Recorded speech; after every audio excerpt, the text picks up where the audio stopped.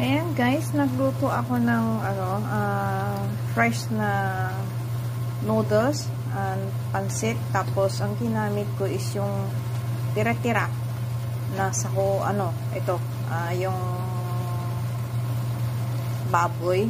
Ito yung binik ko sa oven.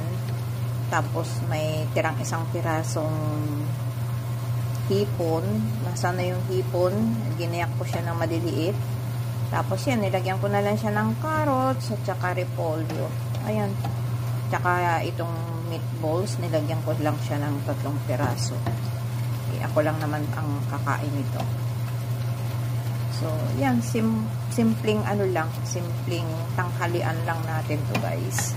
Mga leftover ang ginamit ko dito.